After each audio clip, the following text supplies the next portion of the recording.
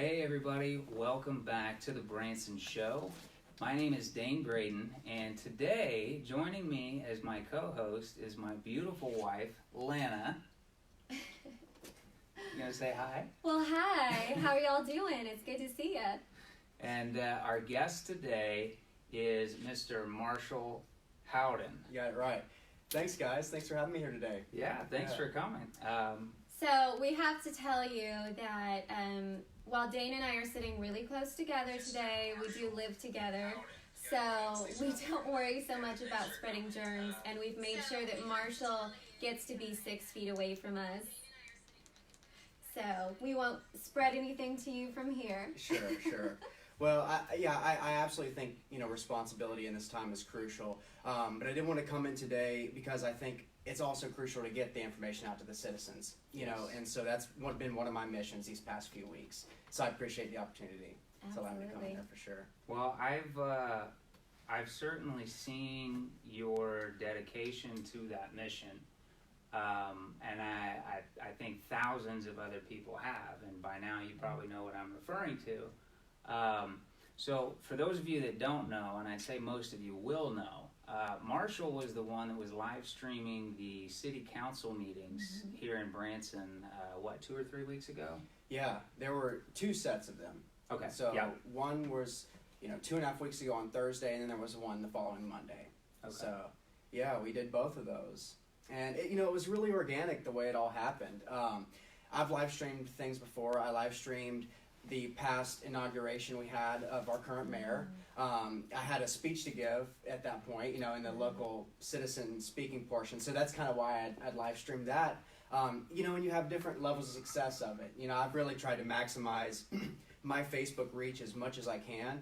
And so at this point, I definitely do have, from 4 years of work to just connecting with anybody. I have, all these 5,000 people on Facebook, and you weed out them. Oh, this one's in Kansas City. I can't have that one on there. So trying to get all the Branson people. And man, when we launched it, I sit next to my girlfriend, and we just saw 1,000, 2,000, 3,000 people watching, and over 12,000 views. And I thought that was just amazing, and I was humbled to be able to bring that to the citizens because we sat in the meeting, and like I said, it was organic. The first thing that was brought up was the mayor gestured over to the IT director and said to him, asked him to make an announcement that they had clearly talked about before the meeting. And essentially what the IT director said was that there were going to be so many people streaming the audio of the meeting that it was probably going to crash. Yeah. Literally, it wasn't 3 minutes before into the meeting that I got the text message from somebody saying it had crashed. I go outside of the chambers there and go around so I'm not disturbing any, and walk up to Chad, the IT director, and show him my text message. He's like, you could just tell he was frustrated. Right. And so, and another thing was, sometimes these meetings can last 3-4 hours. You don't know. I didn't bring an extra battery. Again, I wasn't prepared for that. So it actually worked really well that they moved it up to the first item on the dais, and we went from there. So yeah, it was a good opportunity for the citizens of Branson, but it's something that I've been kind of pushing through my campaigns. Part of the reason I did a lot of this stuff is because I am running right now for Alderman in Ward 1. Okay.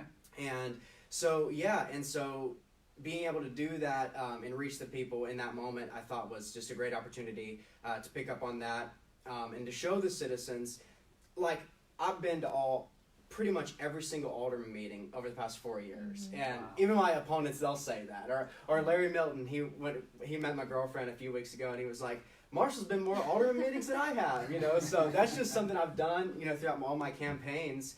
And I've had problems in the past with, like, let's say I missed 2 or 3 meetings. And, there's been a lot of discussion right now about let's come together as a city, let's not bash the city. And I don't want to do that in any kind of way. But when you're running for office, what you need to do is you want to hold your leadership accountable. And so, going to Facebook and saying, well, here's our website where our 2 to 3 links exist, that's great. But it's not really about just sort of putting the links out there and saying I did my job. It's about how many people you actually reach. And so, when we reach 12,000 people, that's actually effective communication, you know. And so in the past, I've had trouble, like I said, the 2 or 3 meetings I may have missed over the past 4 years, trying to listen to it on the phone, the audio recording of it. And your audio recording only works on a laptop for the, you know, city meetings. And I've talked to the IT director about that. And so what I'm getting at is that if I am elected, that's one of the big things I'm going to work on, because it doesn't work just to say we tried, or I appreciate you letting me know, I'll work on it. You know, we have to have effective leadership, and that's you know, it's a win-loss basis. We're going by a scoreboard here, and that scoreboard is communicating with the people. You know, so. Right, and people want to know what's going on in real time, and I know that was one of the things that I absolutely loved. You know, I did the same thing, logged in, tried to watch the broadcast, no luck, and then I saw your video pop up, and it was just such a godsend, because as just a citizen, a concerned citizen, you want to feel like you're in the meeting. Even if you can't go to the meeting, you know, you want that personal relationship. You want to hear it right from the source. And so I really thank you for doing that. No problem. And, you know, a couple citizens had asked me to do it, you know, so I like taking that feedback and then, you know, doing what they ask of us to do. You know, as I serve on Planning and Zoning Commission, we'll talk about that here in a second, but I'm just a citizen as well, you know. And so after that, someone had said, well, you were at the meeting, you should go home and you should do a quick live stream to answer any questions people have. That was the first meeting. And then after the second meeting, I knew that I was going to go home and do that, because I saw how much just lack of clarity there was, and it wasn't anybody's fault. It was just confusing. Is it 25%? Is it 10 people? It was, you know, it was confusing, and it even took me a little bit to understand that. So the second meeting, where they put in more stringent rules, I knew that I was going to go home, rewatch all those, and answer anybody's questions, you know. And so people said, again, I'm just a citizen like the rest of us, you know, and I don't have any more information than our city attorney or our alderman or our Taney County Health Department. The only thing I had was the recordings, and being able to go and watch it again and just intently pay attention like anybody could have, but we have busy lives. The meeting lasts 3.5 hours, so being there for 3.5 hours and then watching it, no one else had 7 hours to give, you know, and so that was the service that I was trying to give that day. And I've, you know, a handful of people, they criticize you and they say, well, you know, let's ask questions of our Taney County Health Department, or let's ask questions of city staff as opposed to Marshall. And I understand what they're saying by that, because I am just a citizen. But at the end of the day, sometimes people just feel more comfortable being on Facebook, communicating with someone they've always communicated with, as opposed to calling up city. They've never done that before. And so again, it's not about just putting the links out there. It's about, you know, how many people you actually reach and communicate with. So absolutely. Yeah. I can think of a good parallel that goes hand in hand with that. So I myself am in the real estate industry, and so we help people buy, sell, invest, develop, whether it be the existing property or new construction development, so on and so forth. Now, we take a lot of pre-existing residential homes. You know, somebody's outgrown it, or they're moving out of the area, or whatever. They're looking to sell, and they look to a real estate professional to take care of them and to market their home and to sell their home. Right. Most of the time, real estate agents will do their job in the capacity of taking photos and uploading photos and information to the MLS and getting it listed on the market, and then maybe they'll share a link to that listing. But that is not where your job ends. That's really where it starts. Just putting the link out there does not drive home a buyer for your client. Just throwing the resources out there doesn't mean you're really reaching or connecting with people. So I myself, as a dedicated real estate professional, I do the same thing. I don't just put the links out there. I do my best to put the link in front of you as frequently as possible and make it as easy as possible to navigate for the user. So it's the same concept here. You're not just putting the information out. You're trying to make sure that it gets to the people in such a way that is comprehensible and transparent. Yeah, and I love that you brought that up, Dan, because we were talking just before we got started here. We actually went to school together for a couple years, you know, in the same grade. And what I love is seeing some of the young professionals in Branson rise up and start to take our place in the leadership of this town, you know. And so what is the thing that our generation grew up with is the technology. Yeah. And so we understand how that works, and you know, like you said, not just having the infrastructure, but having the correct portals of knowing where to send people and knowing how people are going to pick up on things the best. So yeah, I think that generational thing is something that's really crucial. And I'll tell you, you know, sometimes I really just wish people saw the amount of work I put into my campaigns. You know, last year I walked 40 miles doing door to door. You know, I mean, it's a really never ending, you don't have to do all the things I do, but I guess to get to the position where I was, kind of from starting from nowhere, maybe you do have to do all the things that I've done, you know. Yeah. So yeah, and I wanted, if it's okay, I wanted to just kind of briefly touch on that, because this is my 4th time running. Okay. And so what's really interesting is that when I did this Facebook live stream, there's been many people that have been following me for all these years, but a whole crop of new people started recognizing, okay, his face goes with those orange signs that we've been seeing around, things like that, you know. So in 2017, I ran for mayor, and I actually, at 25 years old, it's the youngest you can be, that's the age floor, I guess, 25 years old. And so I'd actually been, you can run for alderman at 18, but you have to wait till 25 to run for mayor. And so I'd been waiting for that day for a long time, just because I love history and being civic minded, and end up getting 1/3 of the vote. And I was just very happily surprised by that, you know, because it was against a popular incumbent.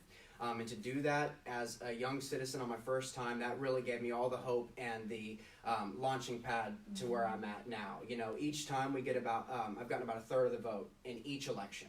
And that's on a citywide mayoral election, or whether it's in the alderman, you know, races that I've run in. Ward 1 is, it's kind of an establishment ward, I would say. You know, it's a lot of the strip. And so we have Bob Simmons, who's a good friend of mine, who's been on the board. He's the longest tenured alderman, who I ran against last year, and got my highest percentage, 37% of the vote. And so what I'm trying to do is just trying to get my name out there more, and for people to realize that I do have the experience. I actually have the right kind of experience. Our previous mayor, Mayor Best, she was on the Planning and Zoning Commission before she became mayor. Oh, so, wow. Yeah, so I think that's actually the right kind of experience when we talk about that. And that's why on my signs, you know, I put experience, leadership, and vision. So can you tell us a little bit more about what you do with the Planning and Zoning Commission? Yeah, so that was another thing that I was very honored that Mayor Best appointed me to the Planning and Zoning Commission. Oh, wow. And what ended up happening was, after I ran the first time, you know, it's funny. A lot of people said, why didn't you run for alderman first? You know, I would not have gotten any of the name recognition that I did having run for that seat first, as opposed to running for the mayoral seat first, and kind of really the big boom to start out with, you know. But there usually is kind of a stepping stone to this whole thing. And so after I ran for mayor, then I applied for Parks Board and didn't get it that first time. Actually, Scott McCauley, he is like a Branson sports legend. He's that calls all the football games for the Branson Pirates. He got on there then, so I had no problem with that, you know. But then after I lost that second year, then I applied for the Parks Board again. And a former alderwoman, Chris Bohinks, called me, who had kind of been really supportive of my campaigns, and said, you know, Marshall, you ought to, I see your application in here for the Parks Board. You ought to apply for the Planning and Zoning Commission as well.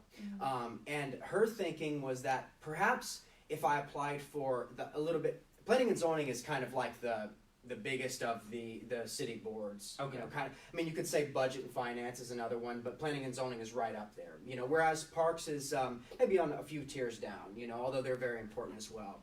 So the idea would have been maybe that if I applied for this kind of higher position, maybe I would get on as a, you know, compensatory kind of in the sec.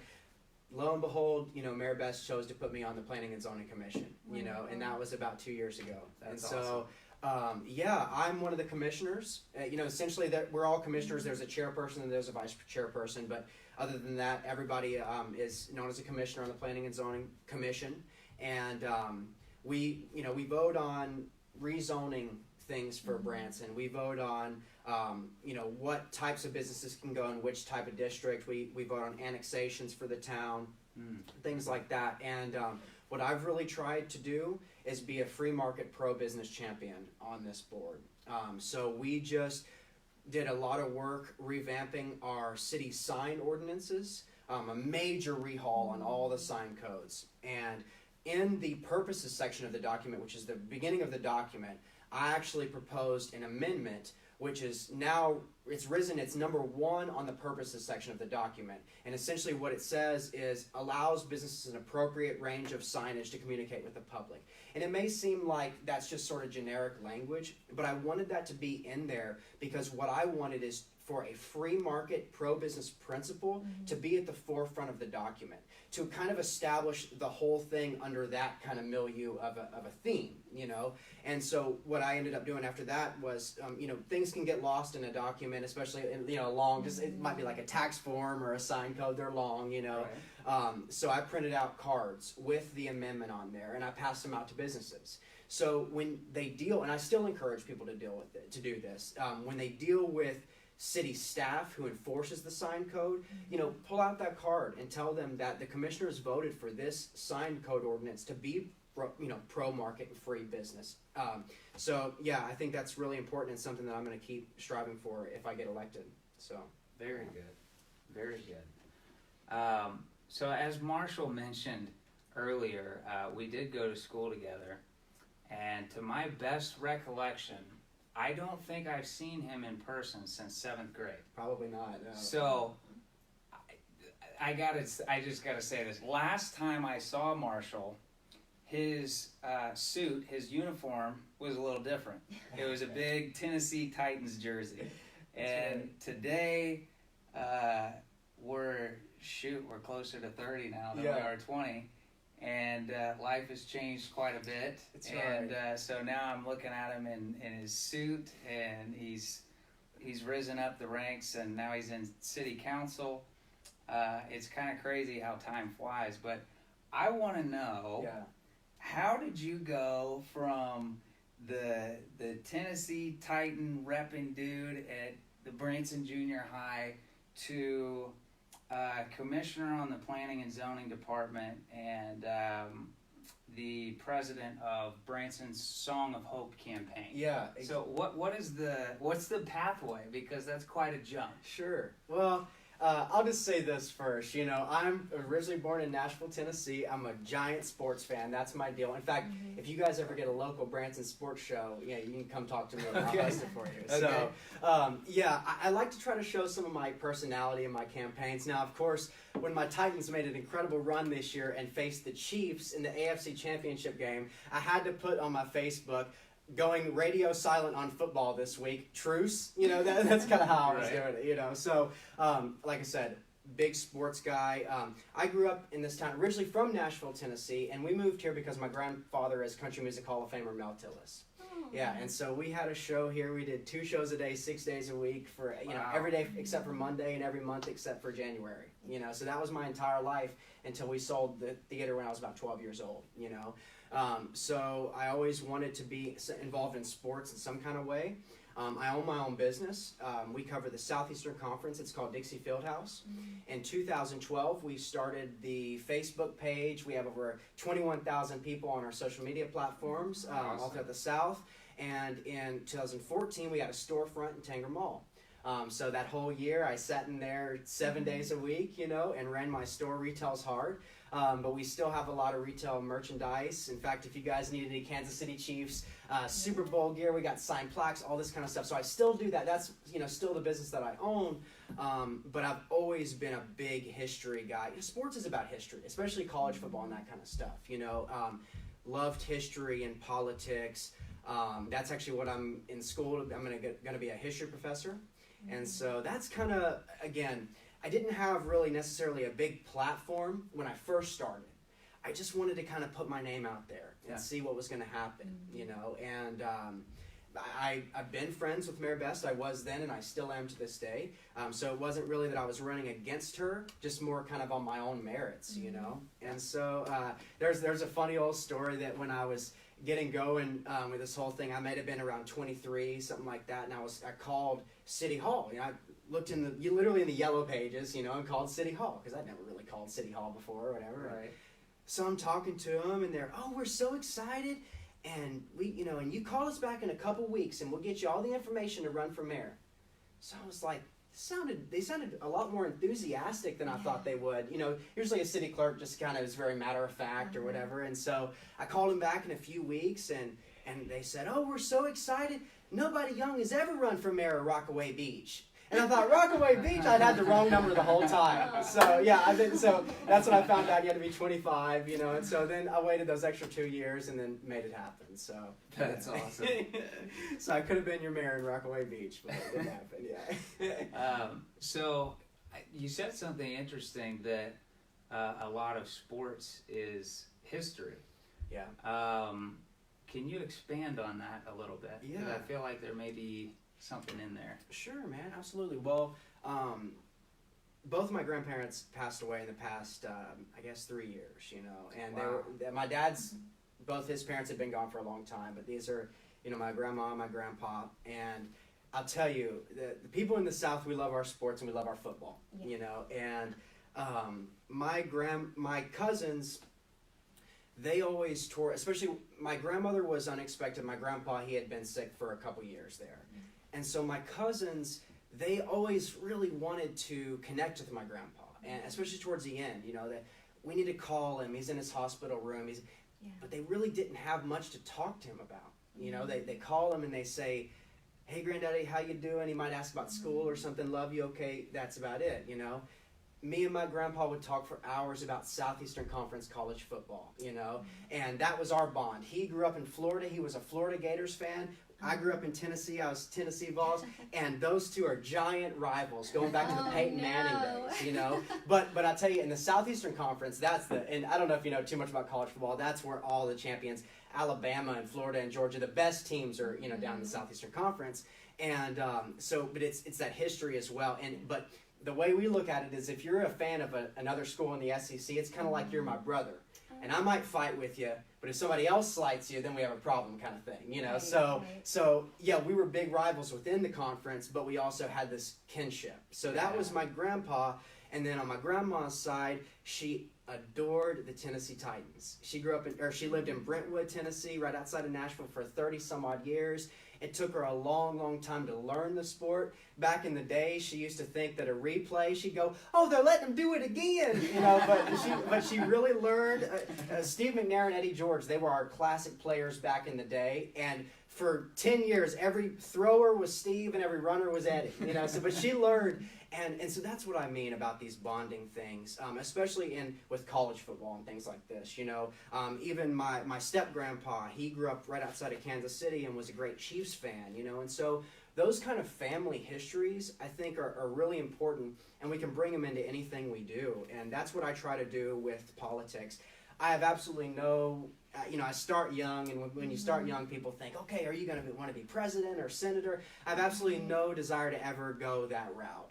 If I ever try to achieve anything higher in politics, it'll be on the state level, because that's kind of what I believe in. I've grown up in Branson since I was about 3 months old, and I love this town, and I love its history, and that's what I try to do and try to bring as a candidate is being, traditional and yet looking forward to the future, and because that's one of the things that I don't think people knew about me when I first started going, is that I was going to be as a traditionalist as I am, and I think we can talk about things like family values, which are really important in Branson, but we also have to look at what got Branson to its highest point, and we want to evolve, and that's absolutely wonderful, but the way I look at it is like $7 City, right? So $7 City adds new rides every year. They add new attractions and things, and yet they don't leave the theme of what $7 City is, that old style 1850s town type of thing, right? And so that's what I say for Branson. In our heyday, the live music shows and theaters were our number one driver to this tourist economy. And when I first ran, we'll get to talking about the song. I hope this might be a good segue into that. Yes, please. That was kind of my platform, and we've diversified, and I'll talk about that here in a second. But essentially, what happened was, like I said, I didn't really have this big platform when I first ran for mayor. I was going to kind of develop that as I went along, you know. And about a week and a half or 2 weeks into my first mayoral race, I saw a Facebook message, I believe it was from the Chamber of Commerce, that they were going to be having a giant meeting with all the entertainers at Clay Cooper Theater. And so I went there. I actually was a producer back when I was doing stuff like this on my uncle's Christian talk show at the time. And so that's kind of how I got a credential as one of the, producer of a show in town. And went there and really had my eyes open. I had never, living in this town for so many years, I had never known that there was kind of a rift between our theaters and our Chamber of Commerce and some of the marketing entities that were going on in this town, So that really opened my eyes. Yeah. And I went home that night and I spoke to a lot of my advisors, which back then it was kind of my dad and a few other people. He's been a great advisor over the years, but I talked to him, and essentially the idea, I laid out all the facts of what the theater people had laid out in this meeting, which were very compelling and convincing to me. And I asked my dad, is this something that I want to kind of tie in with? Is this where I want to put kind of all my eggs in this basket, And I think that just politically, sometimes it's funny because I dropped the what do they call it, the third mirror or whatever, the fourth wall. Yes. And I talk about strategy a lot, and I think that endears me in some ways to people because at the end of the day, I'm trying and I'm striving for goals just like everybody else is, So when I talk about strategy, I'm talking about kind of what goes into my thought process and all this stuff, And so that was something that I really latched onto, and we founded Branson's Song of Hope Assembly, which that's its goal. Its goal is to be the kind of political arm of the folks who believe that live music shows and theaters should be our number one driver to the town. And there's been, I'm very careful with my language. I think you have to be when you want to be a leader. Yes. Absolutely. And so here's the way that my competitors have talked in the past, where people, there are some people maybe that want me to say things like this, but I keep with that I believe live music shows and theater should be our number one driver, and that the lakes and outdoors and the attractions are wonderful supplements to who we are. Okay. As opposed to the language that people use where they say, Branson is everything, and I want to open Branson up. I appreciate that, but that's why the third candidate attribute is vision. I think it's more important to have a firm vision going forward, and so as I've moved on in my campaigns, I've really diversified my platform. I don't just represent shows. I never just represented shows, but it was really easy for people to characterize me as a one-issue candidate, even though I was a very strong, pro-market candidate as well. And so that's why I've tried to diversify, and I've kind of let the entertainers run my campaign this year on that side of it, on the show side of it, because people know where I stand on that. And just because I've diversified my platform, it doesn't mean that I don't believe the same things I've always believed about the importance of our shows. And but having said that, I want to give really quickly kind of the rationale that we still tell to people that are a little bit skeptical about our shows moving forward into the future. So in August, I think it's going to be in August, COVID-19 is an unprecedented thing, and we don't know how it's going to affect things going forward. But as of now, we're going to premiere a documentary film in August that a filmmaker from Los Angeles came here and made. Wow. And it's kind of like this Branson variety show. So we had Jerry Presley in it, and we had Terry Wayne Sanders, and a lot of the local Branson entertainers in it to kind of show some of these people out in Los Angeles, and what's Branson all about, And it's strange in its moments, it's surreal in its moments, but it's very Branson, And he wanted someone at the end of the documentary to kind of give like a 5-minute stump speech about this whole idea of we're a changing Branson, but here's a candidate who believes in the past and believes the past can also be our future. And the basic premise of the speech that I wrote is this idea that we have, and it's kind of the mission statement of the Song of Hope, and it's the idea of the arts economy. And so the premise being that as automation becomes ubiquitous, and machines continue to take the place of both skilled and non-skilled labor, human capital of the future is going to have to be defined so much by our arts. What a computer can't paint for you, a computer can't, write you a song, And so what I see around the country are these havens of the arts, So theater in New York, film in Los Angeles, music in Nashville, Branson could never give up our space in the arts, which has been live music and live entertainment for so many years. Because you see places like New Orleans that are making movies and music. You see places like Atlanta making shows and movies. So if we give up what we are in our arts because we think we're going to be, move on to what's new in the future, or I don't agree with that. I think Branson needs to stick to what is unique to us, and that's going to be our best bet moving forward. So if I'm hearing and understanding you correctly, it's almost as if you view our live shows and entertainment as a major part of Branson's history and heritage and tradition. Yeah. And you want to preserve that moving forward, but not in such a way that will stifle our growth. Yeah. But in such a way that will preserve heritage, but allow Branson to continue to push forward and to grow and to move into the future. You're absolutely correct. And, awesome. Something you said about kind of the growth thing, that's been this dichotomy that has been placed upon candidates in a lot of Branson elections. Are you pro-growth or are you anti-growth, And I have, first off, I reject the premise, but I'm pro-growth, but I reject the premise, if that makes sense, So what I've fought against in the past is there's been a lot of, kind of touting of the new developments that come into Branson. We have, absolutely.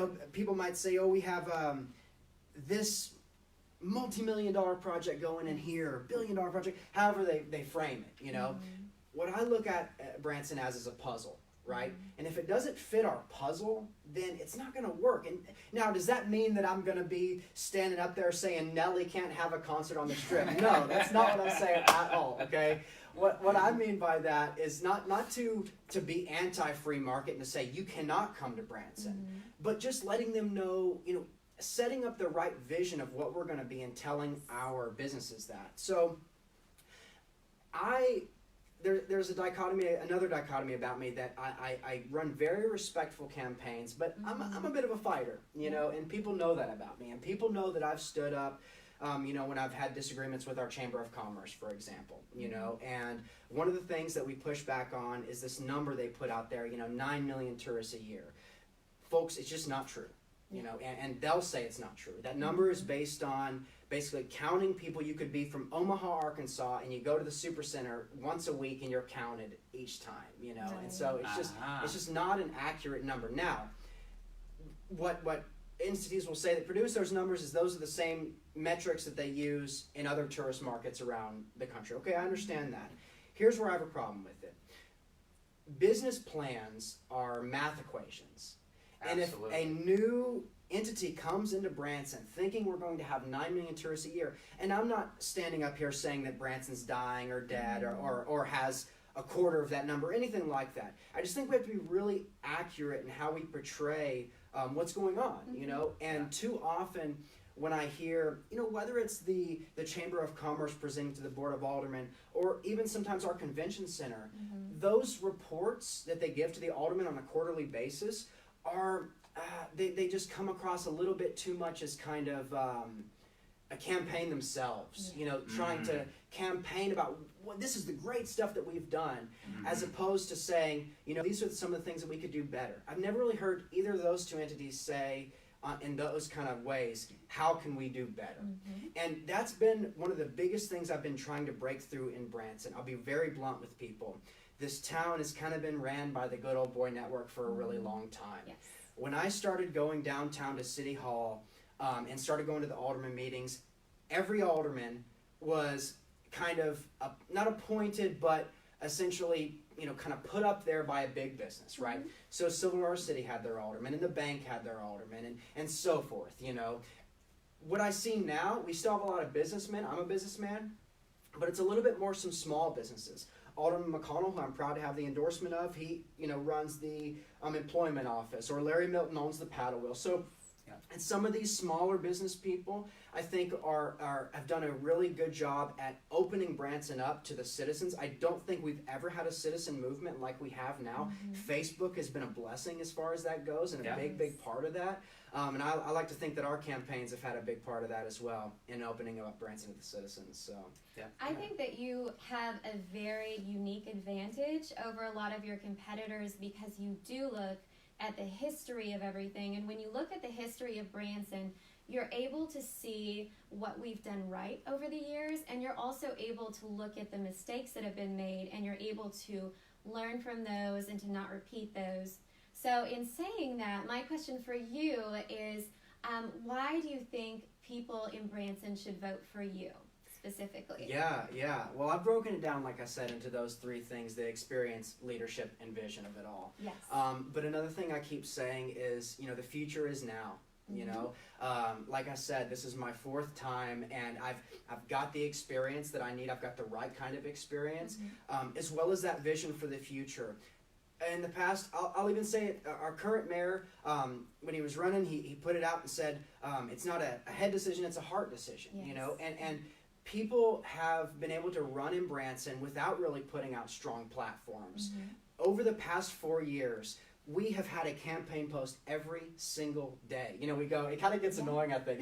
Campaign, Howden for campaign day 1, day 2, day 3, all right now in like day 130, but it's a daily connection with the citizens that I think is unique, and we've never had that. I will say, I think Mayor Best used to do a great job of connecting with the citizens, and I think that's something that her and I kind of have in common, of that ability to really connect with people. So that would be my answer on that. And I want to speak a little bit also to the beginning of your question, which is some of the mistakes we've made. Because I can hear that from people, because they're, just as I have my retorts and my kind of talking points, I know other people do as well. So I'll address those real quick. So one of them is my favorite one. The old people are dying, right? Okay, it's very frustrating to deal with this one. Yes. America, the baby boomer generation is the largest generation in American history, right? The baby boomers, throw some stats at you, just began turning 65 senior citizen age in the year 2011. Right now in America, there are around 50 million senior citizens. In about 10 years, there are projected to be 75 million senior citizens. Folks, there are more old people. There's not less. So this whole idea is just nonsense. Throw that away. Another thing is, I've heard people say, oh, Stephen Colbert made fun of Branson last night on his show. Bill Maher made fun of Branson last night. I've heard all that, right? Yeah. Folks, let's stop worrying about what they think about us in LA and New York. What we need to worry about is what they think about us in Oklahoma, Tennessee, Arkansas, Kansas, these places that visit us and that come here, right? Yes. And so here's where I will say, like the theater industry, for example, did make some mistakes and could have done a lot better. We should have, in early 2000s, we talk about the baby boomers, right? In the early 2000s, we should have done a lot of the things that the Grand Palace did. I saw Styx, REO Speedwagon, Journey, right? So those bands that are now finally stopping touring, even though the past 15 years maybe people didn't think they'd be still touring, but they were, we should have tried to reach out more to that demographic, because that's what I try to be. Some of the people who criticize the Song of Hope in its entirety say, the people who support the Song of Hope just want Branson to be country music. Maybe that was true 20 years ago. It's not true anymore. People understand that this diversification of our entertainment platform is absolutely crucial. So when people say, well, you know what? People have cell phones in their pockets. They're so easily entertained. They won't travel for music. I say my counterexample is Coachella, Bonnaroo, right? Hundreds of thousands of people congregating to see live music. And spend a lot of money, man. I went to Bonnaroo one time, maybe 7 years ago. It was 100 some odd. My sister bought tickets $400 now, And so those types of things, again, we keep our family-friendly aspect here in Branson, but there's no reason that we can't diversify our musical platform and even our entertainment platform, and so that's what I'm all about, that mixing the past and future and presenting them in a vision that we can move forward with and march forward for the best Branson we can be. And something that we had talked about even was film incentives. We have such a beautiful place where we live. It would be amazing for movies, but that's rarely been done here. It has, yeah. It's something, you guys should get Shelley Wagner on your show. She's somebody she's a local actress. I think she was in the movie Winter's Bone that was filmed locally. Yeah. And she works with the Ozark Mountain Web Fest and does a lot of great stuff Very with cool. trying to get exactly that, the film incentives to come to Branson. Well, you mentioned Atlanta earlier when you were talking about hot spots for the arts and preservation of the arts and growth of the arts. And you mentioned Atlanta specifically. Do you know where the show Ozark is filmed? Right. Atlanta. You see that big peach at the end. Same as like Walking Dead. Yeah, you see the peach, you know? It should be. It's Right. named Ozark. Oh, dude. Where should it be filmed? I mean, come on. But it's filmed in Atlanta. Same as the Three Billboards movie wasn't filmed in Missouri. Right. Yeah. Right. Which is called Missouri, but not, Yeah. But I just mentioned the arts because it's something you mentioned. So I actually want to go back to that for just a second. Yeah. I really like what you said, and I want to tack onto that. So in the age of technology and automation, there's a lot of job elimination. And you were saying that one of the prime areas for human capital would be within the arts. I love that.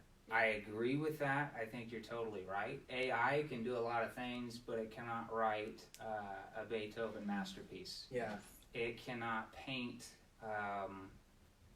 a Van Gogh or a Da Vinci. It just can't. You need the human spirit. You need the human element that pours everything that they have into that art form. And on that note, right now, in the midst of this global chaos, I want you guys to think about this. I came across this on Facebook. Actually, I'm going to give a shout out to my buddy Trayton Bartley. Is it Bartley? Trayton Bartley, who is a phenomenal guitar player. Trayton shared this post on Facebook, and I absolutely love it. He said, "Remember, in the darkest days, when everything hit the fan and the world went to crap, you all turned to artists." And what he's saying is, what is everybody doing right now? Everybody's cooped up inside and they're binge watching or binge consuming creative content, whether that be Netflix, Hulu, Disney Plus, YouTube, Twitch, TikTok. It's all creative content, and it's artists that create that. And so he was so right. I mean, when we're in the midst of this crisis and this pandemic and everybody's stuck at home and there's a lot of fear and anxiety and panic and worry, everybody's turning to the arts to settle down, to pass the time, to entertain themselves, to calm themselves, to get a temporary reprieve or some relief from what's going on. Yeah. So especially I love that we don't have sports, because sports does that as well, but we don't have that. You're exactly right. You know? And so, and again, I don't want to come across like, it's all about the arts, because again, I've diversified and I've really worked hard on that. Again, I'll kind of talk some strategy with you guys, because I don't mind. It's like last year, for example, again, I made 130, 140 posts, maybe, 10 of them are about music or our shows or whatever. And then people say, well, all I ever see you post about is the live music shows, and so this year I've gone completely kind of radio silent on that, so to speak, because like I said, people know where I stand on that. But the Song of Hope Assembly kind of exists on its own, and it has its own mission, and I kind of pick up on that where I can. I still serve as president of that board. And so the main goal of the Song of Hope Assembly right now is the establishment of a music and theater commission downtown at City Hall. So they have one in Austin, Texas, they have one in Nashville, Tennessee, they have one in Seattle, Washington. And the reason I bring this up is because in the bylaws that I wrote for the commission, which the Alderman actually gave me a study session about, it's further than a lot of citizen proposals usually get. And so what they're waiting on right now is the Chamber is doing a 5-and-5 study about the shows. And so they're waiting for the results of that, which was going to come in like April or May. Not sure what's happening now with COVID, but once we get that out of the way, then we can move on to maybe interested in seeing if we can implement the Music and Theater Commission.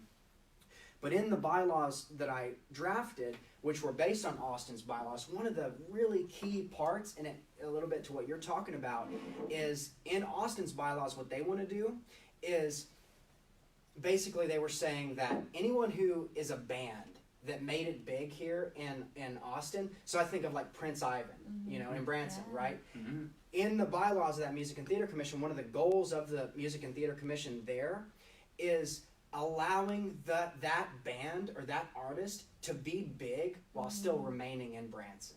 Yeah. Or in Austin, but in this case in Branson. So you see what I'm saying? Yeah. So as we're at home and as we're live streaming and people are doing their music to, you know, the Petersons are wonderful. I'm a Patreon supporter of theirs, you know, and I wear out their YouTube page, you know, and so what I want is the ability to, as they get, you know, however many tens of millions of views on their Jolene video, to be able to remain in Branson, and that Branson is still a place that can foster that community while we're still able to make some of our stars, you know, viral hits as well. Yeah. You know, and so that's kind of how we can tie both of those in.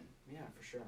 Well, and videos like that going viral, that gets Branson out there. Yeah. It gets us more exposure. Yeah. Because those 10 million views are not coming from right here. Right. A lot of them are, but not millions. Yeah. You know, it's getting a much further reach. And to that point, for those of you that are concerned about maybe celebrity talk show hosts that talk about Branson or have slammed Branson in some way, shape, or form, I would encourage you not to worry about it one bit. In fact, I would encourage you to be encouraged by that. Reason being, any publicity is good publicity. The fact that they have Branson in their mouth and it's reaching all of their viewers, even if it is in a negative context, how many millions of people watch Stephen Colbert or Bill Maher? And, you know, who knows how many Google searches went to Branson, Missouri after a comment like that. So, you know, everybody has an opinion. Let them say what they'll say. But the fact that they mentioned our town, hey, that's, in my opinion, it's great. Yeah. Yeah, I really loved what they did in the Super Bowl ad where they featured Table Rock Lake. Yeah, That on was the super Facebook cool. commercial. That was so cool. wonderful. So in this documentary that we're going to make, we made it. It's in the cans, everything that I was talking to you guys about. It was kind of, there had been a documentary made maybe 10 years ago or something. And I don't know if you guys have ever heard of it. It's really an interesting, it's weird, but it's interesting, but it's a bunch of things. And it's a documentary about Branson. It's called We Always Lie to Strangers. Have you guys ever heard of that? I have not, but Yeah, it sounds it's interesting. interesting. So basically the premise of it is it's like, you ever seen like the TLC shows like, I don't know, My 600-Pound Life or something like that, right? Okay, so, and in those shows, they might follow like 3 or 4 different people, and they intercut the documentary out throughout. Okay, we're at this guy's house for a while. Okay, this is what they did in Branson, and they had an entertainer, and they had other people, and they had a dancer who had a more unique lifestyle than some people in Branson, but it was intercut throughout the whole thing, right? But you didn't know what the title was strange, and it captures you and it grabs you, right? Yeah.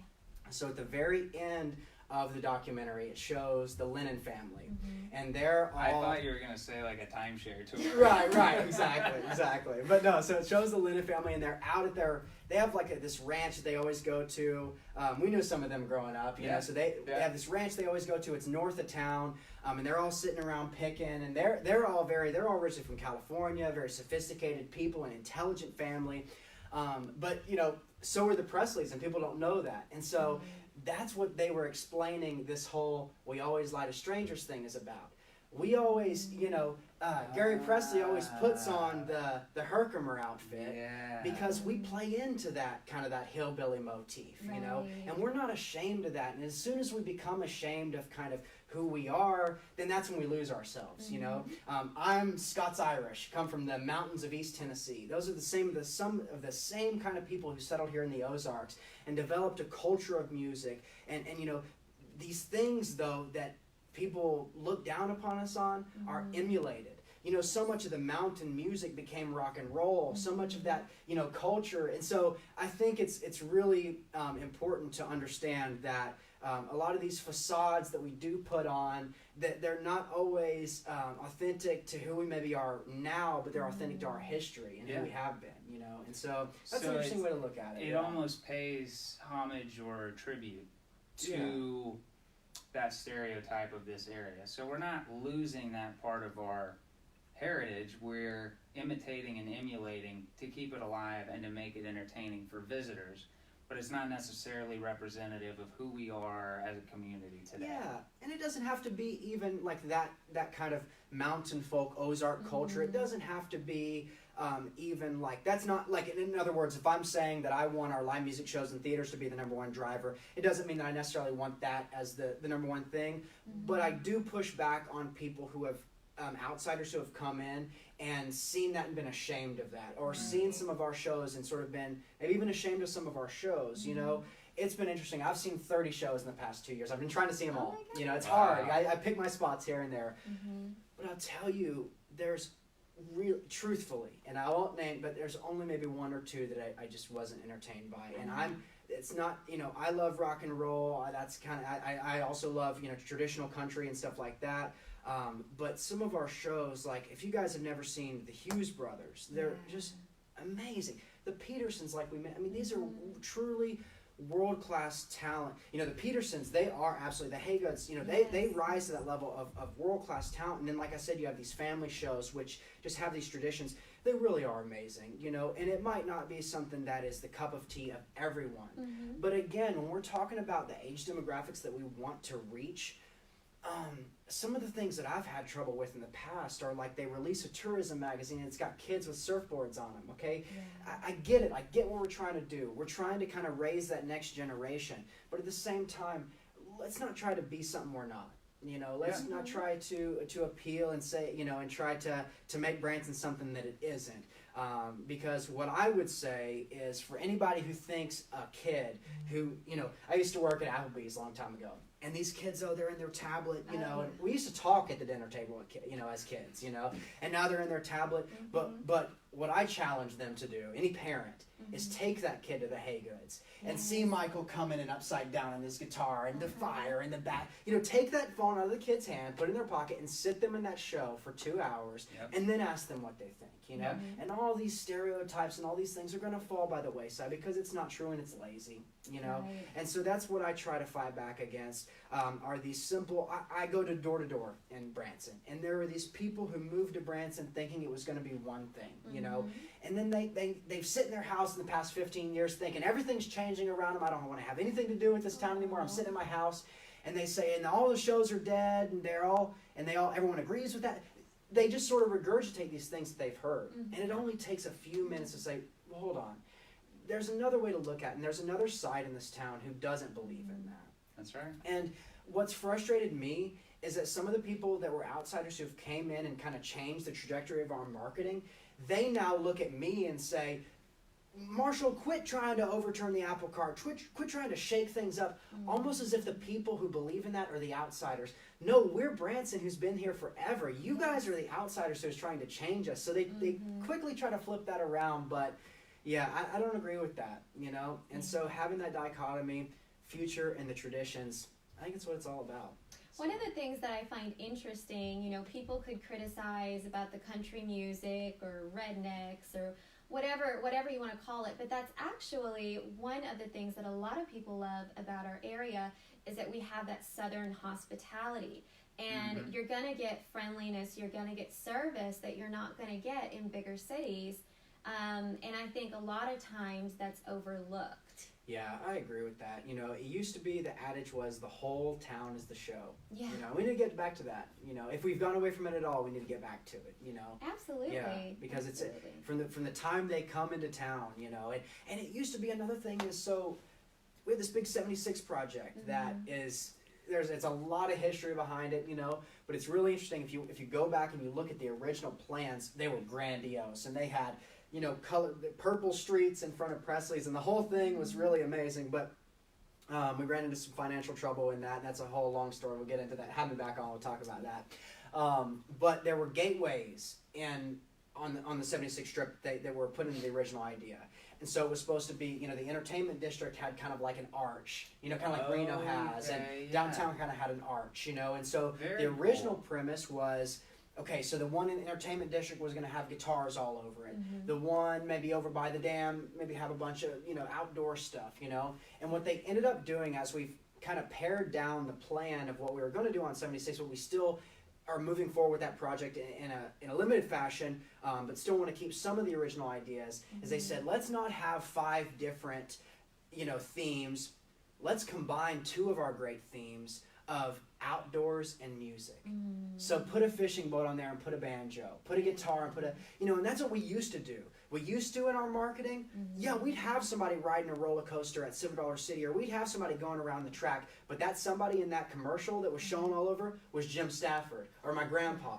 So putting the entertainers in the attractions, those kind of mixing, we don't have to bifurcate our market as much as it's been tried to do. You don't have to say, shows are over here and attractions are over here. I'll just say it one more time. Still to this day, shows remain the number 1 driver when you look at statistics, when you look at the reason people come to Branson, and when you look at the things that they do in Branson. So I'm not going to give up on that horse, but we still don't have to bifurcate our market. We don't have to say it's either shows or attractions. What I say is that the roller coasters are wonderful. Every town has roller coasters, so I don't think it needs to be what sets us apart, but they're great supplements to who we are. Yes. Pigeon Forge in Gatlinburg, Tennessee, my old stomping grounds, they're blowing us out of the water. And now they're doing great. They have something like 17 million tourists a year. Now, again, it's that same metric, so maybe they really have 14, but still it's more than we have, right? And they're really doing a great job. Now, it helps them that they have the most visited national park in the country, Great Smoky Mountain National Park.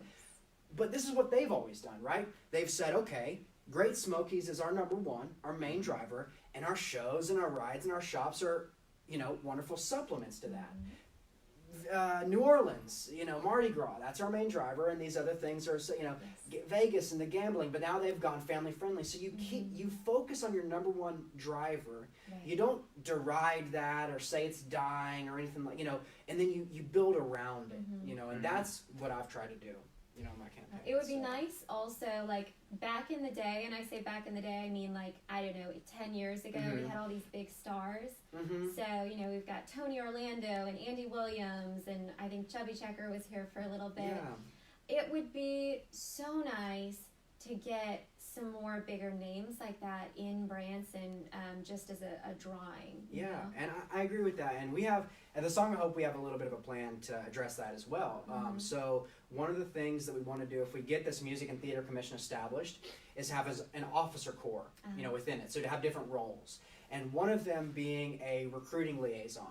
And so somebody I've talked to this about is a good family friend of mine. Actually used to live in our family farm in Nashville, Tennessee, Billy Yates.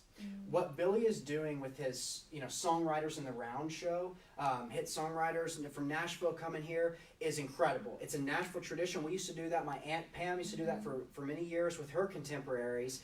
And it's something that can reopen those lines back to Nashville. So I'll say it. Andy Williams was a little bit of a different story. Andy Williams was world renowned, and maybe Andy Williams was the most famous person over his career that had a long run in Branson. Yes. Some of actually the highest of the high fame people didn't make it as long in Branson. So I talk about like a Willie Nelson or a Johnny Cash or even like a David Copperfield. They were only here for just a short time. Branson it's a perfect blend of the kind of person you have to get to come here, right? Our venues are not 20 and 30,000. They're 2 and 3,000. Right. So what you have to get is somebody who would be on the road but wants to live in Branson so they can have their family here. Right. Another thing about, I was talking earlier about the sports connecting with me and my granddaddy. When me and my aunt accepted the Branson Grammy Award for Lifetime Achievement for my granddaddy, the only thing I said is, thank you, Branson, because you gave us this. You gave us the opportunity to grow up on stage with my grandpa, because that was what he had in having a show here in Branson for many years. But I'll also say, so my granddaddy, he's in the Hall of Fame. He was Entertainer of the Year in '74 and the whole thing. But my granddaddy maybe wasn't quite, never reached the level maybe like a Waylon Jennings or a Johnny Cash or something like that. And that might be the same as some of the other people who came to Branson. And so my granddaddy was maybe not a 1A tier, country star, but maybe that 1B tier kind of level, right? And so I look at, he was a 70s country artist, just like some Roy Clark and Buck Trent, some of those other contemporaries that came here in the 90s. So right now, if you look at it, 90s country is this iconic genre. It exists as this thing in and of itself, right? And so with what Billy's doing, I think we need to try to reach out, if we're going to get some of the big names back, to some of these people that were these big stars with hits in the 90s. Okay, I'm not under any impressions that it's going to be the Alan Jackson Starlight Theater and the Garth Brooks, whatever. Okay, I'm not saying that. But maybe we could get some of these people that are touring with my Aunt Pam, like a Lori Morgan and a Jody Messina, and some of these types of 90s country artists. Billy Dean was here for a while. It could really be great for this town. And so, but again, I always talk about it. There's two concepts. There's marketing and there's messaging. Marketing is the $8 or million that we contract with the Chamber CVB every year, and the ads they put out there. But there's also messaging. So in I think it was December of '92, 60 Minutes on CBS did a piece about Branson. You guys ever heard about this? It was legendary, right? They called us the live entertainment capital of the universe, right? My granddaddy got on there and said you can make $6 million in 6 months, right? And so there were all these people, and it was true back then too. Where'd all that go? Anyway, there were all these people in Vegas, in Nashville, saying, what's my buddy Melvin doing over there in the Ozarks? What's Roy Clark doing in the Ozarks? And they were sitting on the sidelines seeing what this thing was all about, That wasn't marketing, that was messaging. Yeah. So when we 2.5 years ago, actually it was 3 or some odd years ago, the Theater League went in front of City Hall. They wanted them to initiate a blue ribbon task force to oversee our marketing. And that was denied, but one of the older women at the time, Betsy C., actually said, well, they have a music and theater commission in Austin, Texas. So that was how that whole thing came full circle. She actually was the first one to suggest that, and then I came back a few years later and tried to kind of bring that back up. But that was, one of the things they were talking about is how can we move forward and have a plan that doesn't go, so again, the city denied them of that, and the Springfield News Leader wrote an article that said there's a rift between the shows in downtown or the Chamber or whatever. So what a night and day difference from CBS saying this is what the town represents, this is what the town promotes, to the Springfield News Leader, the third biggest city in Missouri, saying, Branson basically has this rift with its entertainers, and it's just, you would think if you were an entertainer, why would I want to go there at that point? So that's the messaging that I'm talking about. Yeah. So when I've been told in the past, oh, well, why would you support one industry over the others if you're elected on the Board of Aldermen? Or are you just going to funnel money to the theaters or stuff like that, which I have no intention of doing. Instead, being an advocate, an official advocate on the Board of Aldermen, which again, that's messaging. That could reach. Let's say they did a follow-up article. Okay, now we have Larry Milton on the board who's supportive of shows. Now we have Marshall Howden who's supportive of shows. Yes. So there's a complete reversal at this point, and people might start to see that. So that's what I'm talking about when I'm talking about messaging. Yeah. That's great. I'm just thinking out loud here, but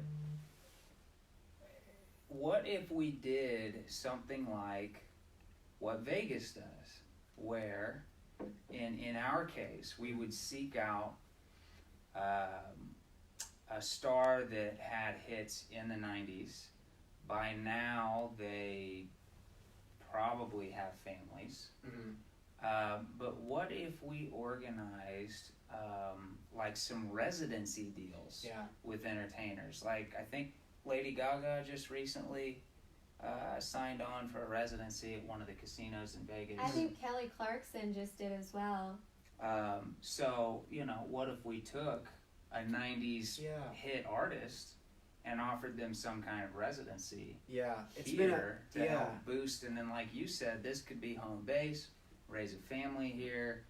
I don't know, I could see that having some benefits. Definitely. That's been something we've been talking about for a long time.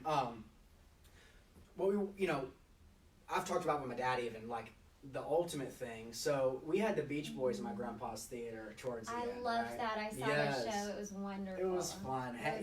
We got to hang out with them.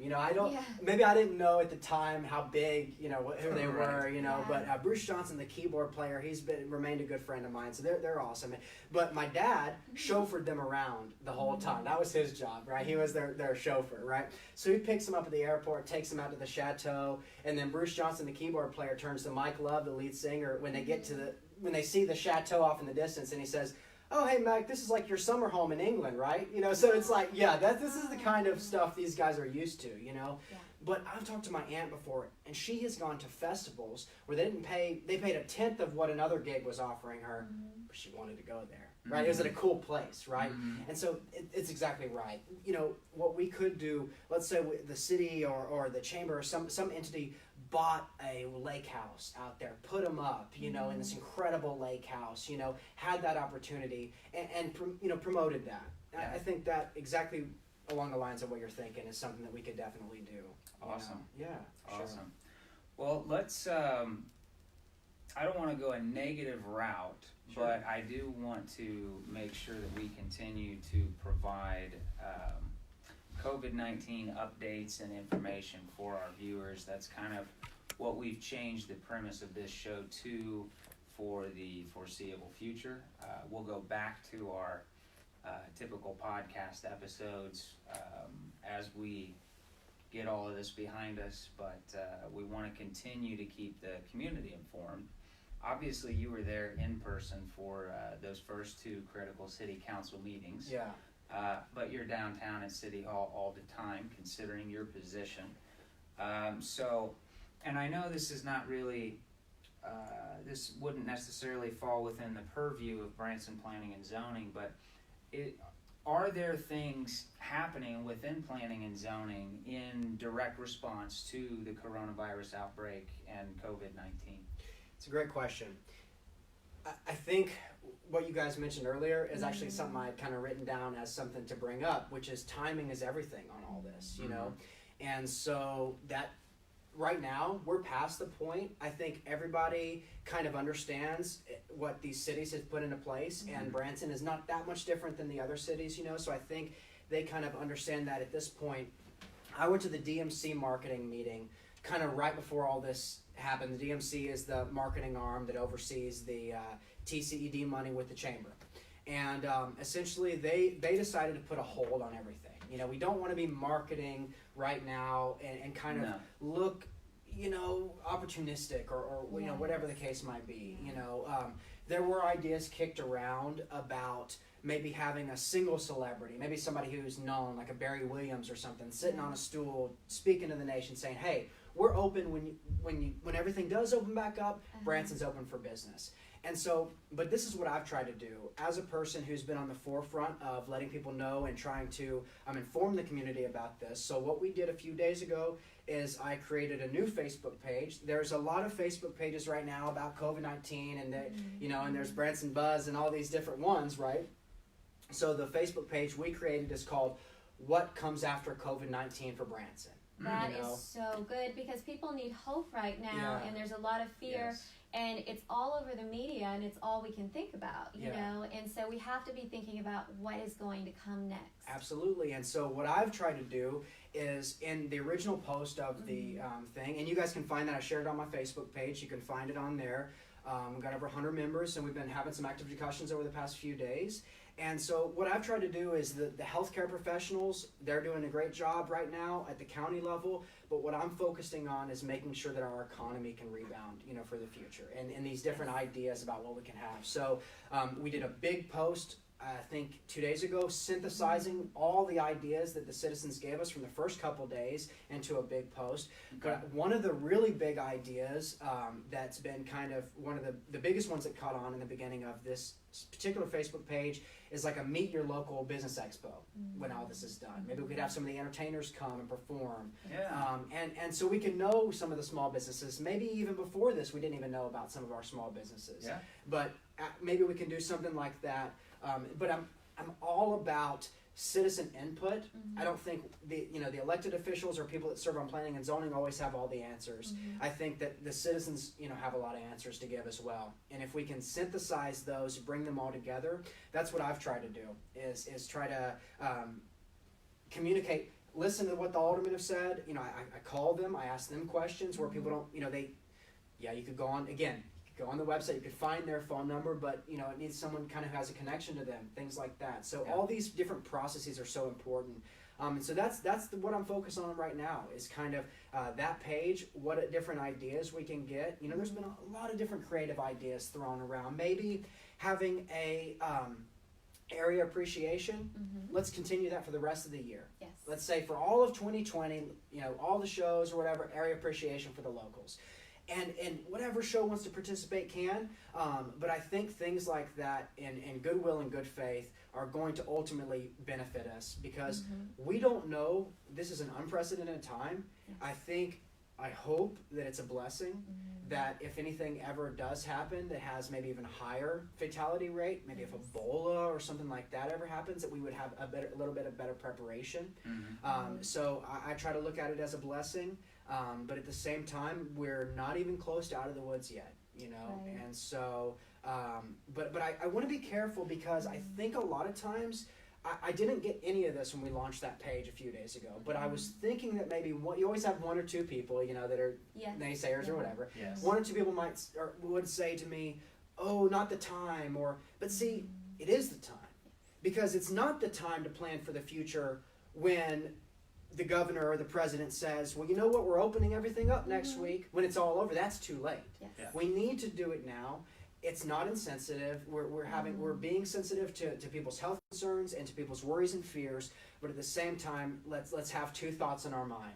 Yeah. Let's come out of this economically viable as well as healthy. Yeah. So What that's is the thing that you always say? When is the best time to plant a tree? Yeah, it's an old Chinese proverb, and it basically asks, when is the best time to plant a tree? 20 years ago. Yeah, right. When's the second best time? Right now. Yeah, So, I like yeah. that. When the gates open, if that's when you're first having the discussion, it's over. It's too late. Yeah, So I agree with you completely. We need to be forward focused. We need to keep our eyes fixed on the light at the end of the tunnel. I do appreciate the fact that you had the guts to say that we are nowhere near being out of the woods yet. I agree with that 100%. We are not. But that is not meant to instill fear or panic. It's just presenting facts. It's just a factual statement. That's the situation that we're in. But it is not the end of the world.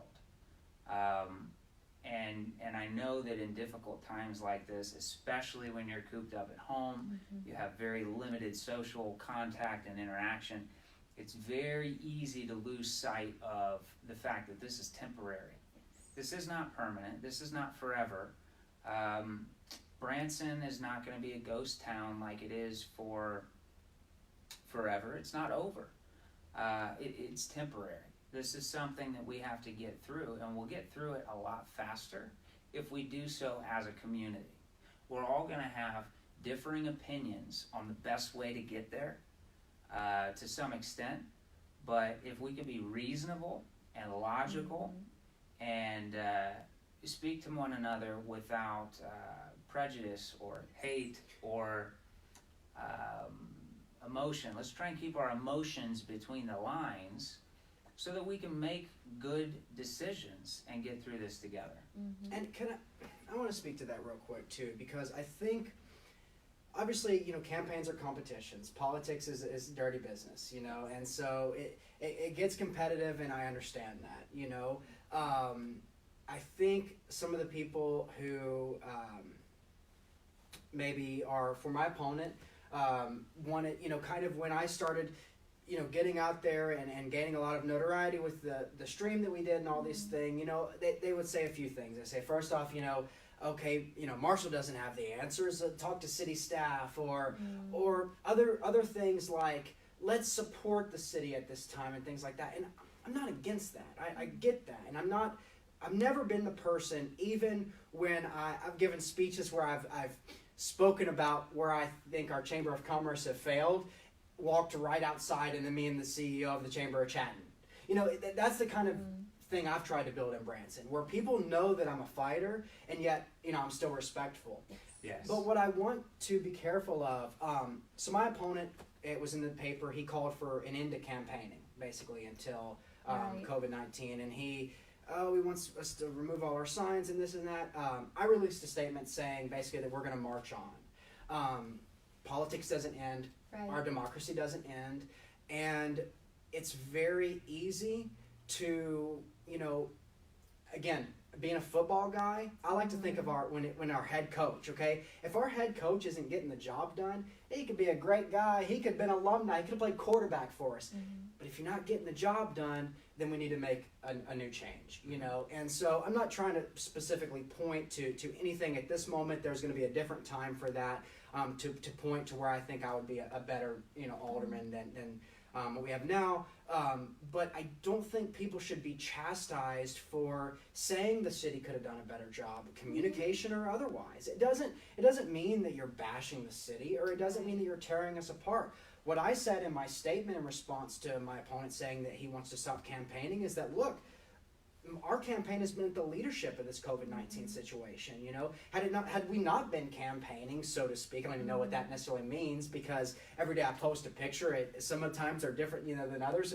We've been doing this Branson Reading Initiative, so I don't know how that hurts the city or whatever, but I think that our campaigns have brought people together. Yeah. I think that our social media platform has done that, our campaigns have done that, so that's really important this time. And I wanted to bring up kind of one more thing here as well, and that's you know, do your homework about who serves on the board now and kind of some of the things that are going on. Yep. So when I talked about that it used to be all the big businesses had their aldermen, well, there was another trend that was a Branson thing for many, many years, and that was just about every vote was a 6-0 type of situation, right? Yeah. Now, we have, over the past year, we have the opposite of that, but something that's a little bit similar, which is this 3-3 schism, right? So there's not like a 4-person to 2, you know, it's a 3. It couldn't be just, you know, 5-1 or 4-2. It had to be 3-3 or 6-0. You know, that's apparently how it has to be, you know. I have support from some of the aldermen that sit on the board, but at the end of the day, that's another thing that people have tried to say, oh, well, you're only supported by the anti-establishment candidates, or they're the ones that are pushing your campaign forward.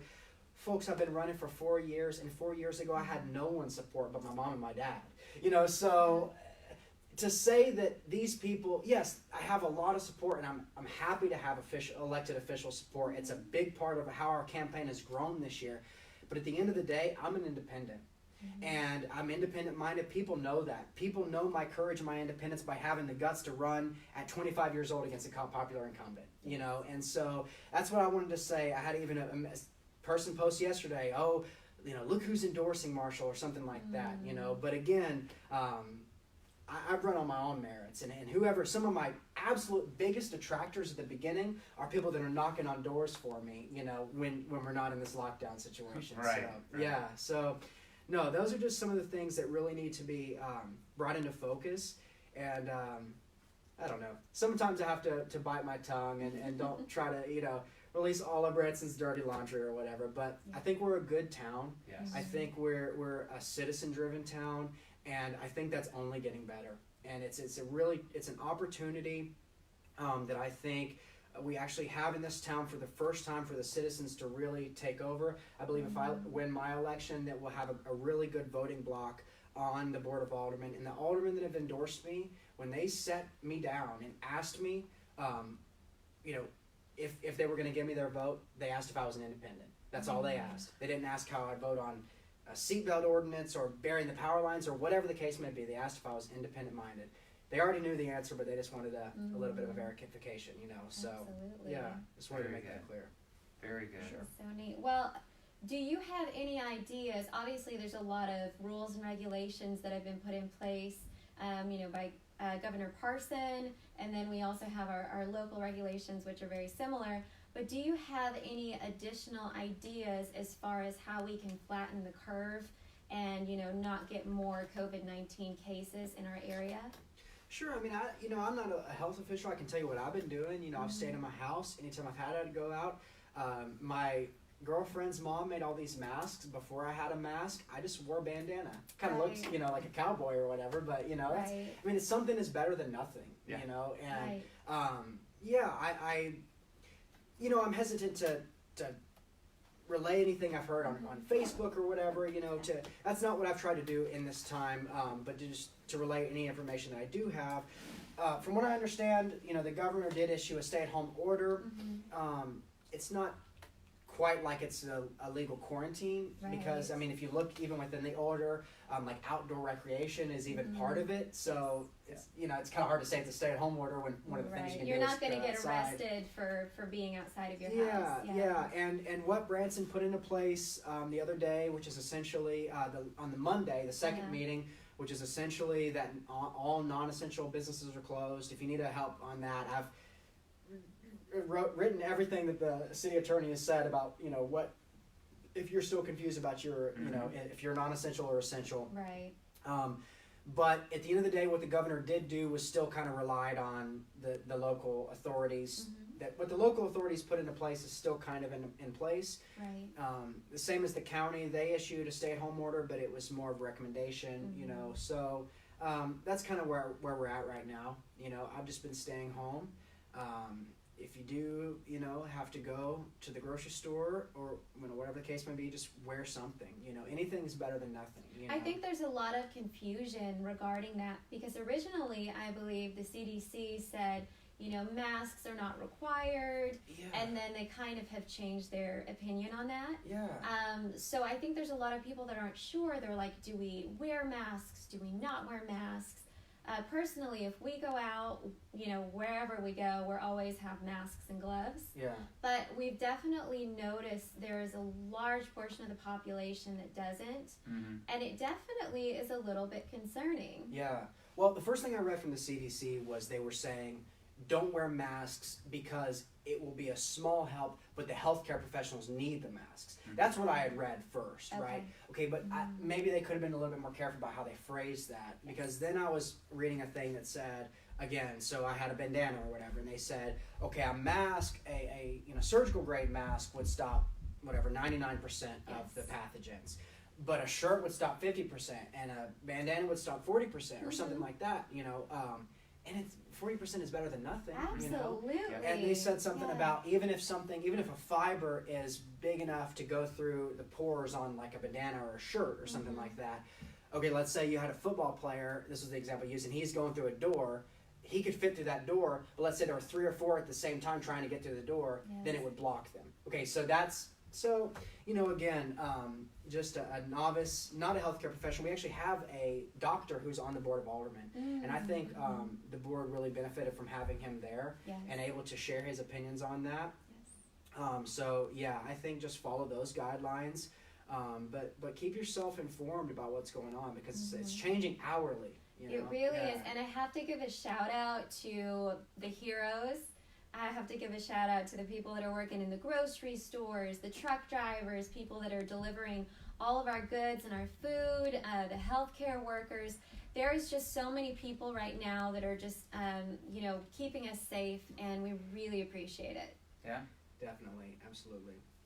Well, I have noticed a lot of panic, a lot of negativity, a lot of confusion, a lot of fighting, bickering, arguing, opinionated, hateful comments and things transpiring online. I've seen a ton of conjecture and misinformation, and it's one of the reasons that we started this show or changed the premise of it, because we care about this community and we care about the people in it, and fear and panic and worry have never accomplished anything great, and they only serve to harm those who entertain them.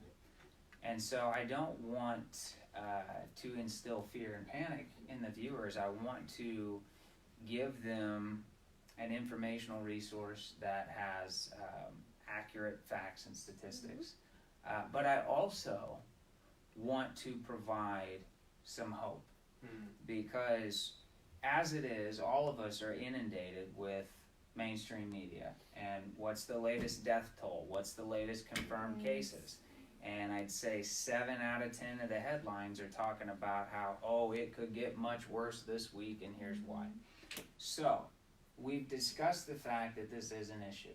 We've discussed guidelines and what we can all do to help flatten the curve and slow the spread. We've also discussed things that we can do on the rebound after this.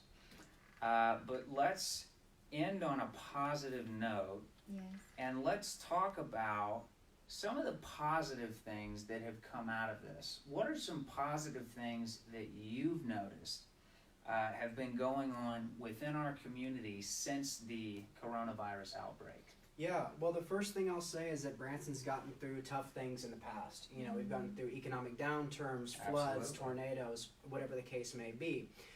I think some of the good things, like I said, preparedness could come out of this, you know, which is really good. And I also think that, okay, so people are setting things up, and these entertainers who, now don't get me wrong, there have been many who have had ways to, you know, stream and had YouTube channels in the past, but all the ones who didn't, now they're prepared. Okay, all these, they've now set this up. This time, you know, made them establish their presence. Businesses who maybe never had an online presence, whereas retail is really declining as you know, online shopping becomes more and more. And so they took that time to set up that. And so I think building infrastructure in this time and knowing how we are going to move forward if something like this happens again, or just as we become more technologically inundated as we, you know, move on, I think that's crucial. Spending time with our families is amazing. You know, the hustle and bustle of, you know, the world is so fast. I'm big on conservation. I look around the world and it seems like the earth is taking a big deep breath right now. You know? Less pollution. Yeah. So I think these kind of things, we can look to our future. And I'm a person of faith, and if we are good stewards of the earth, that's what we're called to be. Amen. And when we talk about kind of these that I'm interested in local politics, not national politics.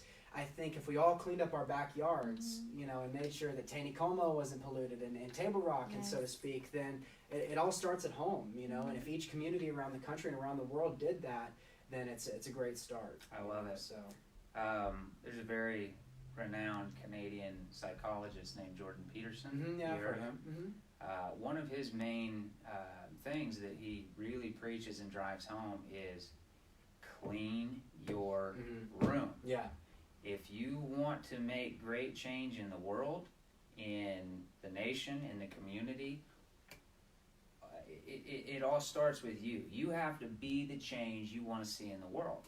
And so you may have grandiose ideas about what you could do to reorganize and change this and change that and a new policy or this or that. You got to start with yourself. Start with your own room. So like you said, your backyard. Clean your own stuff first. Work on yourself first. Be the change you want to see in the world. And when you start with that, it's the craziest thing, but there's a progression, these stepping stones that unfold in front of you because you've started doing the work inside. The doors to success swing inward, right? So we got to start in here, and then it comes out. So yeah, being good stewards of our community, being good stewards of our own homes, our own families, our own lives.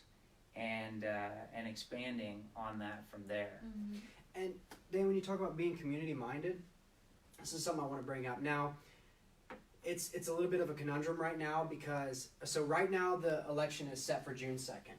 Okay. It could move again. We don't know. You know, I don't think anybody knows, right? And obviously, I want everyone to take precautions, you know, and but I do want our democracy to thrive. And one of the things in Branson is that we're a patriotic town. There are flags everywhere. Every single show ends with a veterans tribute, and yet 10% of people vote, you know, and about 10%. Yeah. In fact, the last time I ran against my opponent, with the headline on the front of the paper, and he defeated me. It was a 3-person race 2 years ago. It said, Skanes wins, only 10% vote. I would think if I got that headline, I would be like offended almost, you know, because it's like, it's basically saying like, you know, only this percentage of people voted, but no, it's true. It's like, you know, 12,000 people, we don't know exactly because the census is going to come out, but like, you know, Mayor Best got in the 700 votes and Akers got in the 700 votes, 1,400 votes out of like that total. Wow. You know? So, okay, and I gotta speak to this for just a minute. We had former Mayor Karen Best on the show a couple weeks back, She was great. She's a great woman, great communicator, great person. I love her. Yeah. She did a great job, and I know a lot of people appreciated her coming on the show and talking. So Karen, if you're watching, all of us, we love you. Thank you again. And I'm going to try and help you out with this little shout out. Fill out your census if you haven't done it already. Mm-hmm. We have done ours. I'm sure Yep. you've probably done yours. Have you? Yeah, got it done, man. It takes like 5 minutes. Yeah. And It's you're in the middle of a stay-at-home order. You don't have a whole lot to do, at least outside the home. Take 5 minutes and fill that thing out. It's important. Yeah. It gets federal funding to this community, which is something we want and something we need, especially looking to the future. So take the time. It's not only your privilege, but it's your right and your duty to vote. So go vote. 10%, we got to get those numbers up. Those are rookie numbers in this racket. Yeah. Last time, Mayor Bess talks about this. Last time, Missouri lost a House seat in the U.S. Congress because of, numbers went down in the census, Yeah. So if people, need to go out there, she was appointed to the Census Commission by the governor, and she's worked and done a great job on promoting that. So Yes. absolutely. So Yeah, fill out your census, people, please. Yeah. It helps all of us. definitely. And get out and vote, not just in your presidential elections, but in your local alderman race. I'll tell you, it's really funny. When I first ran, I thought I was going to just change everything.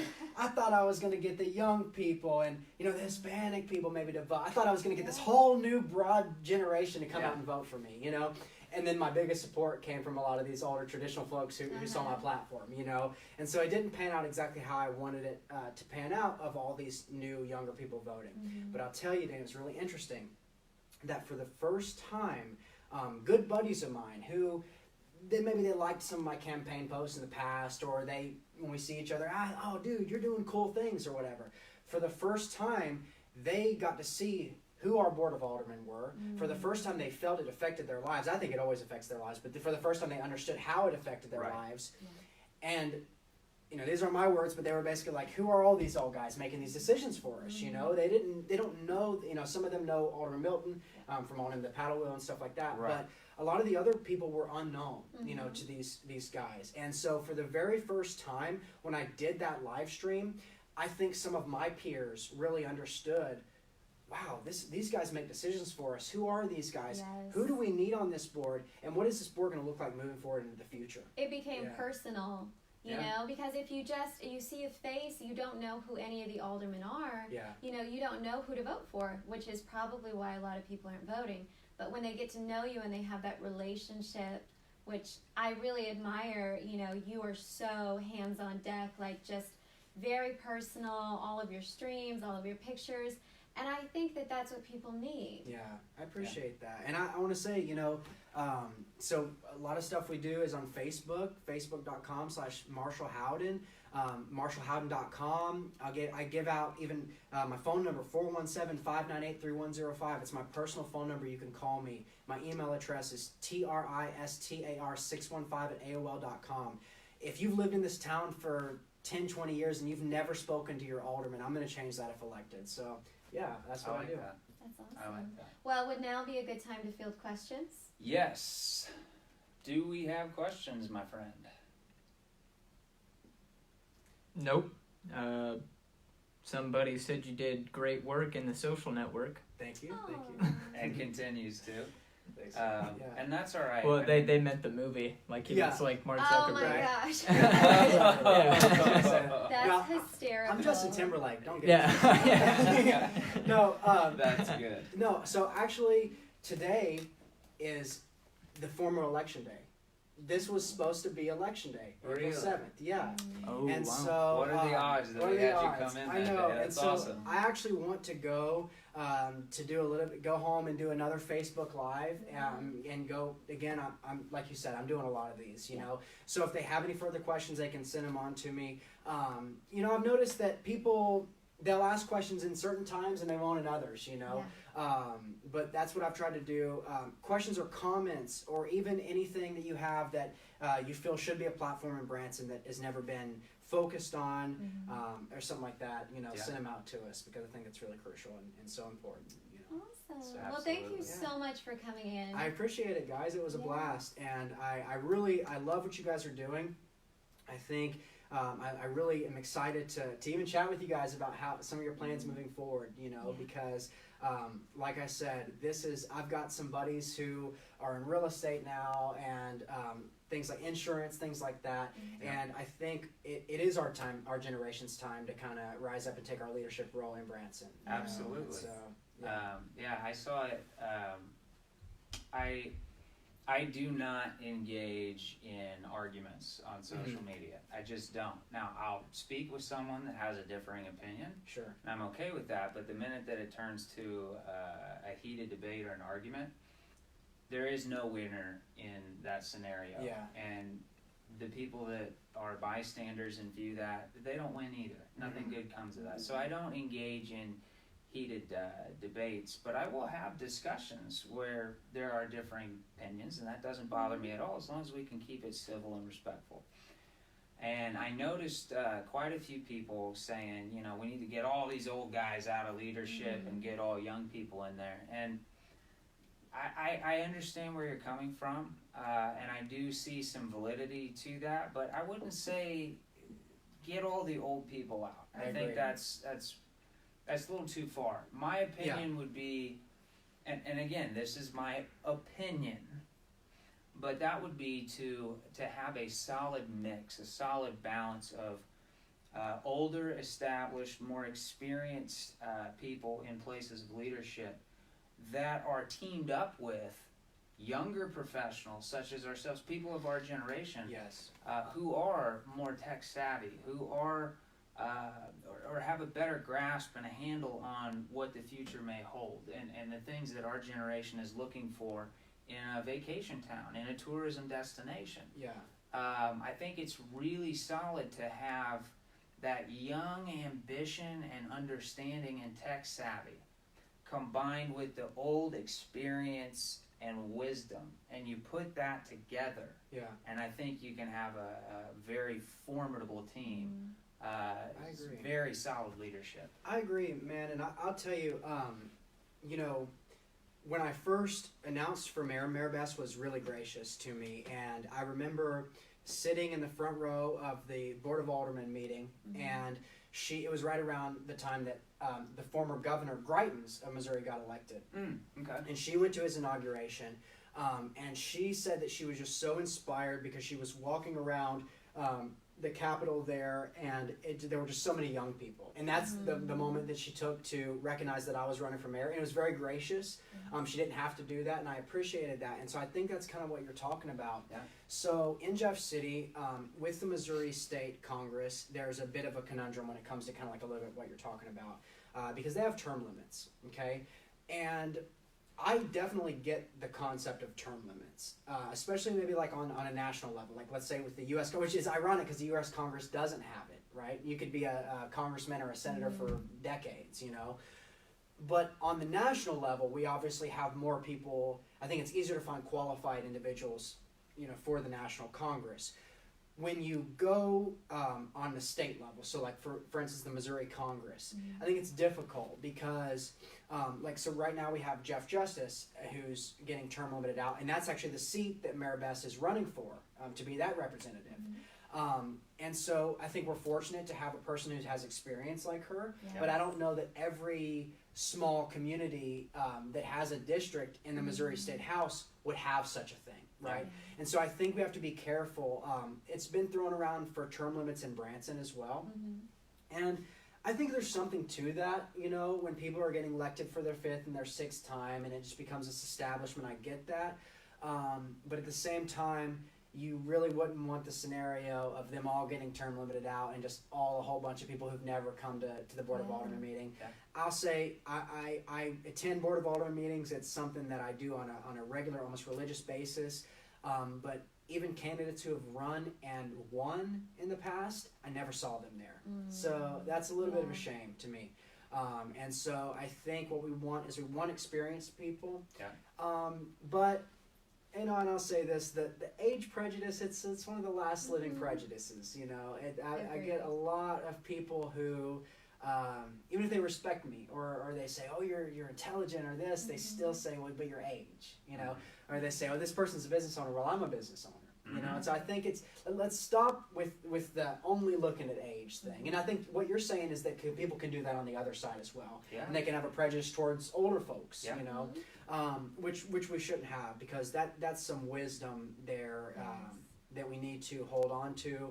And just like you're saying, need to have that new generation come up and start taking our role in Branson, because someday we are going to have to lead. Yes. And so if we don't get the experience now, then we won't have the experience when they need us to lead, Exactly. So that's kind of how I look at it, but Absolutely. for sure. Well, like I said, I haven't seen you since 7th grade. I had no idea how this was going to go, but I really enjoyed getting to sit down and talk with you. Yeah. I appreciate you taking the time and coming on the show. Yeah. And so everybody remember, the election date got moved to June 2nd. And he is running for, this is Marshall Howden, president of Branson's Song of Hope Assembly. Mm-hmm. He is running for Alderman, Ward 1, City of Branson. And can I tell them where that is? Yeah, absolutely. Yeah, Please. so it's all the Roar Creek area. And once you get past the aquarium project, it's all the strip.